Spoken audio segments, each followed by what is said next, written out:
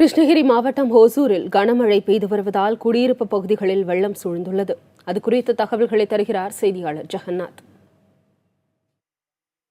கிருஷ்ணகிரி மாவட்டம் ஓசூரில் கடந்த 2 நாட்களுக்கு முன்பு பலத்த மழை பெய்தது. இதில் 14 சென்டிமீட்டர் மழை பதிவானது. இந்த மழையால் வெள்ளத்தில் சிக்கி தாய் மகள் உள்பட 3 பேர் பரிதாபமாக உயிரிழந்தனர். இது மட்டுமின்றி ஓசூர் சுற்றுவட்டார பகுதியில் உள்ள தாழ்வான பகுதிகள் வீடுகளில் வெள்ள நீர் புகுந்து மக்கள் பெரிதும் பாதிக்கப்பட்டனர்.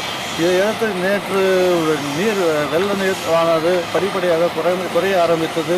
மக்களின் இயல்பு வாழ்க்கையில் மெதுவாக தொடங்க ஆரம்பித்த நிலையில் நேற்று மீண்டும் இரவு முழுவதும் தொடர்ந்து மழை பெய்து வருகிறது. தற்போது மழை பெய்து கொண்டே இருக்கிறது. இந்த மழையானது இன்று ஓசூரில் 44 மில்லிமீட்டர் மழை பதிவாகியுள்ளது. இதனால் மக்களின் இயல்பு வாழ்க்கை தொடர்ந்து ஓசூர் பகுதியில் பாதிக்கப்பட்டுள்ளது.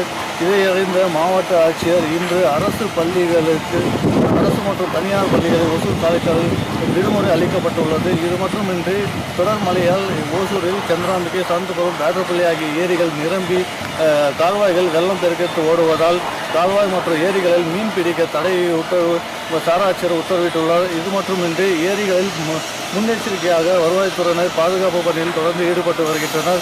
இந்த நிலையில் கர்நாடகாவில் பெய்த பலத்த மழையால் கெலவரப்பள்ளி அணைக்கு நீர்வரத்து அதிகமாகியுள்ளதால் கெலவரப்பள்ளி அணையிலிருந்து நீர் திறப்பு அதிகரிக்கப்பட்டுள்ளது. வினாடிக்கு 1060 கன அடி நீர் திறக்கப்பட்டுள்ளதால் ஓசூர் அருகே பாத்துக்கோட்டா பகுதியில் உள்ள தரைப்பாலம் நீரில் மூழ்கி வெள்ளப்பெருக்கு போடுவதால் தரைப்பாலத்தை யாரும் கடக்க வேண்டாம் என்று அப்பகுதியில் உள்ள சுற்றியுள்ள கிராமங்களான ஆலியாலம், பாத்துக்கோட்டா, ராமாபுரம் ஆகிய கிராமங்களுக்கு வருவாய்த்துறை சார்பில் தண்டோரம் மூலமாக எச்சரிக்கை விடப்பட்டுள்ளது. புதிய தலைமுறைக்காக ஓசூரிலிருந்து ஜெகநாத்.